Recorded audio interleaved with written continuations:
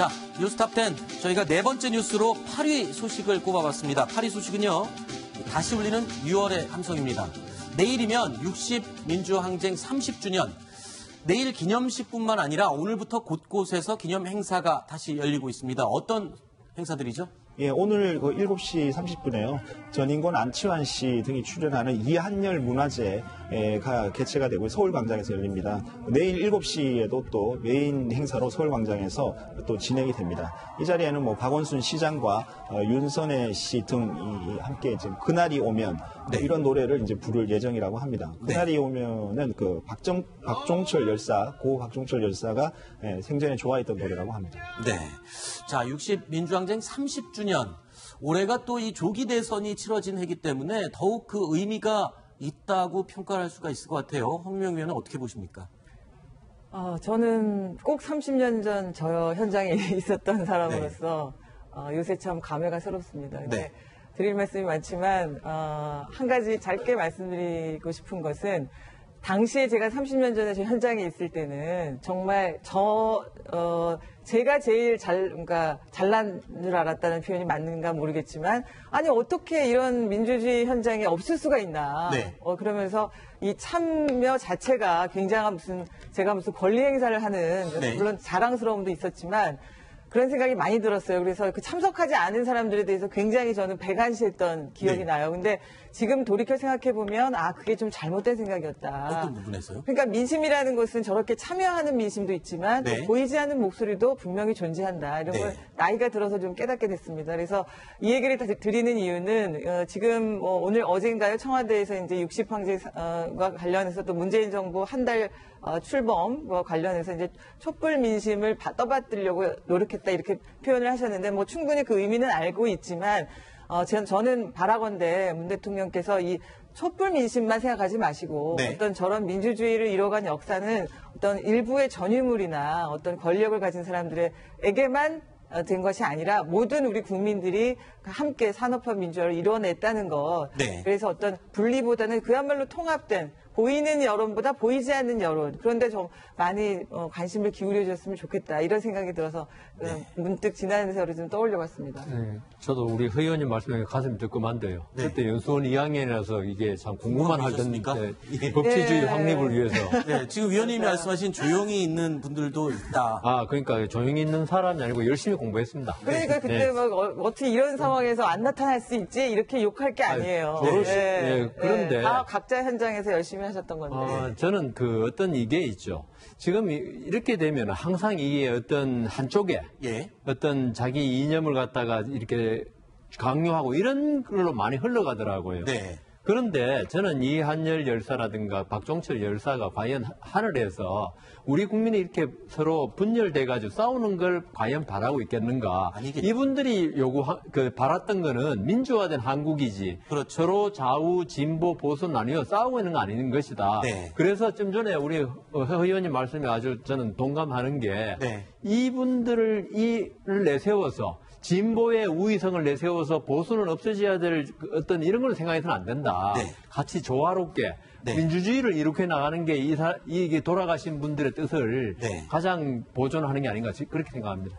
알겠습니다. 6월 민주항쟁의 도화선이 됐던 이한열 열사 피격 사건, 이 열사의 이 마지막 모습 흑백 사진으로만 존재했었는데요. 30주년을 맞이해서 컬러 사진 2장으로 다시 공개가 됐죠? 내셔널 지오그래픽 기자로 한국에 왔던 네이선 벤 씨가 찍은 컬러 사진인데요. 이것이 이제 2장이 이번에 공개가 빨간 깃발 바로 앞에 모습을 그러니까 피격되기 직전에 이한열 열사와 피격된 후에 동료가 이종창 씨라는 게 당시 도성관학과 2학년 이종창 씨가 부축하는 그런 모습.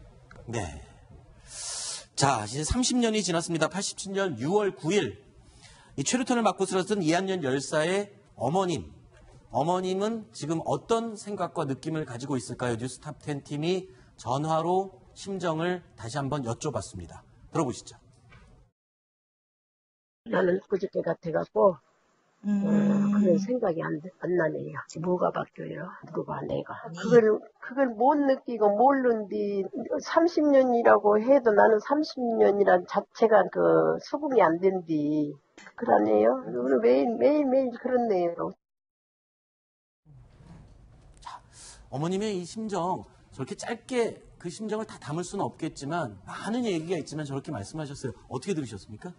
제가 90년도에 회사에 입사해서 이제 처음 사회부를 할 때 저 배인심 여사 만나서 인터뷰한 적도 있었고 네.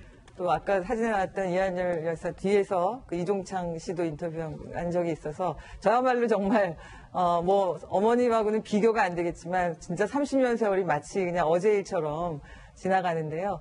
어쨌든 저는 뭐 이 역사라는 게 항상 지금 우리가 지금 같은 어떤 상황도 이런 격변과 이런 시기들도 사실 돌이켜보면 더 힘들고 어려웠던 시절들이 참 많았고 네. 또 대한민국이 항상 오른쪽으로 저는 우상향하는 역사였다. 그래서 네. 낙관과 어떤 희망을 늘 가지려고 생각은 하는데 거듭 말씀드리지만 지난 역사에서 어떤 그 역사를 통해서 이것만이 우리가 만들었다. 이런 것들도 이제 우리 시민들도 그런 생각을 좀 벗어나서 네. 같이 만들었던 역사를 좀 자긍심을 갖고 또 과거보다는 좀 더 미래를 향해서 앞으로 네. 우리 미래 세대가 더 나은 삶을 살기 위해서 지금 우리가 어떻게 해야 되나 이런 것들을 자꾸 생각하는 계기가 됐었으면 좋겠다고 감히 생각을 네. 합니다. 알겠습니다. 이한열 열사가 쓰러지고 난 다음에 네. 당시에 이제 정부의 이제 고위 인사가 이제 이한열 열사의 부모, 부친을 또 이렇게 만나가지고 네. 이렇게 대화도 하고 그랬다는데 그분 말씀이 굉장히 소박하신 그런 분이었다. 네. 그 이한열 열사의 그 부친이요? 부친이 그런 말씀을 하셨고요.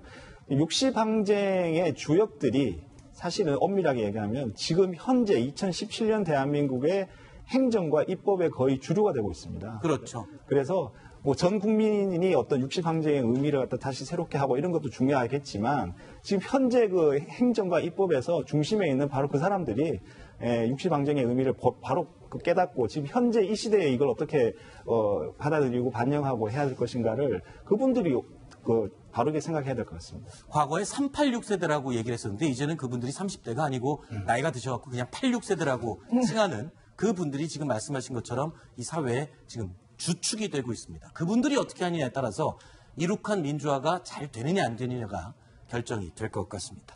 자, 문재인 대통령도요, 이 6월 항쟁에 대해서 과거에 여러 번 언급했습니다. 특히 5.18 기념식에서는요, 이 정부가, 문재인 정부가 6월 항쟁에 뿌리를 두고 있다, 이런 얘기까지 했습니다. 그 언급한 내용 다시 한번 들어보겠습니다. 1987년 6월 항쟁 때가 생각이 납니다. 6월 항쟁으로부터 30년 국민들이 다시 거기에 나섰습니다. 새롭게 출범한 문재인 정부는 광주 민주화운동의 연장선 위에 서 있습니다. 1987년 6월 항쟁과 국민의 정부, 참여정부의 맥을 잇고 있습니다. 문재인 대통령이 저렇게 6월 항쟁을 강조하는 데는 이유가 있죠. 그 당시에 문재인 대통령이 바로 그 현장에 있었죠. 예, 그 87년에 부산 민주헌법쟁취국민운동본부 3인 집행위원장으로서 네. 그 육시방쟁에 직접 참여를 했었습니다. 네. 이때 이 노무현 전 대통령과 함께 부산에서 열렬하게 이 당시에 현장을 뛰어다니고 지키던 그 인물이었습니다. 그렇죠. 그렇기 때문에 더더욱 감회가 새로울 것 같아요. 그래서 문재인 네. 말씀하세요. 예. 네.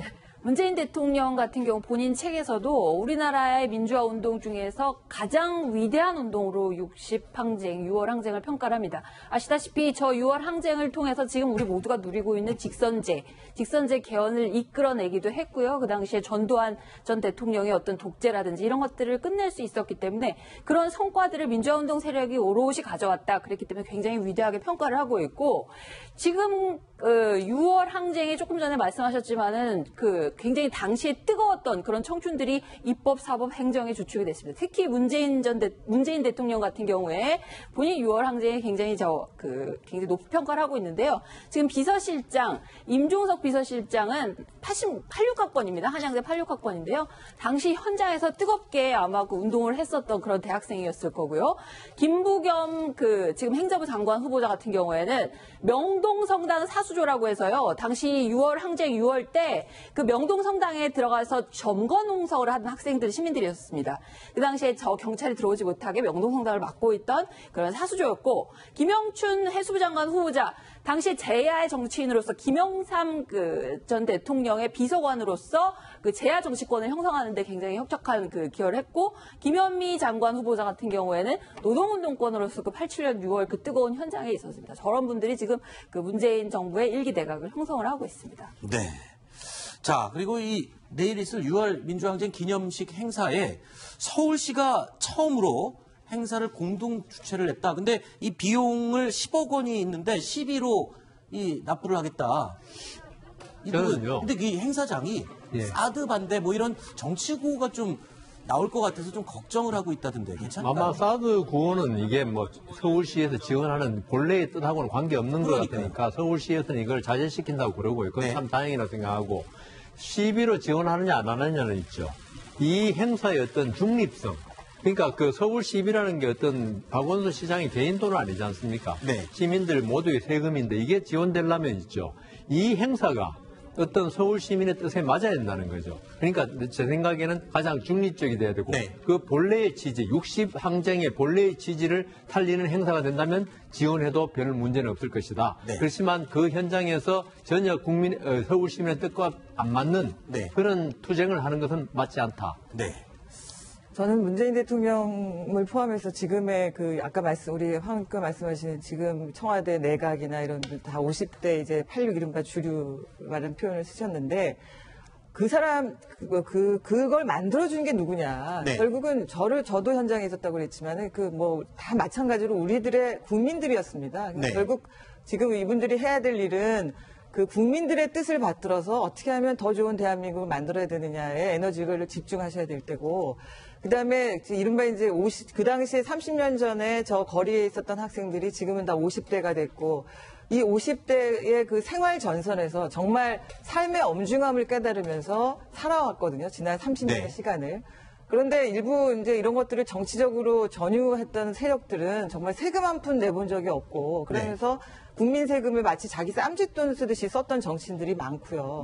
그리고 그런 것들을 이익화해서 자기들의 어떤 사리사욕을 채우는데 급급했기 때문에 그 현장에 있었던 저뿐만 아니라 많은 사람들이 실망하고 그런 어떤 세월들이 많이 지나왔던 것 같아요. 그래서 부디부디 당부드리지만 저런 맥을 잇는다는 게 중요한 게 아니라 당시에 그때 지금의 어떤 국민들이 요구했던 그런 것들을 과연 우리가 제대로 하고 있나 늘 물어보셨으면 좋겠고, 두 번째는 이제 87년도에 우리가 요구했던 어떤 대통령 직선제, 또 권력구조의 개편이었잖아요.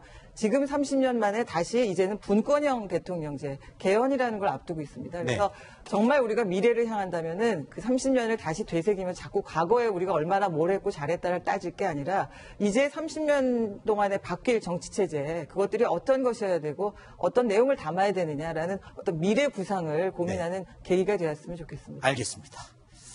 자, 60항쟁 현장에 있었던 홍은명 해설위원의 이야기를 마지막으로 이번 코너에서 위원님 얘기는 여기까지 듣도록 하고요. 이어지는 코너에는 우리 또 하종대 동아일보 해설위원께서 논설위원께서 함께 해주시겠습니다.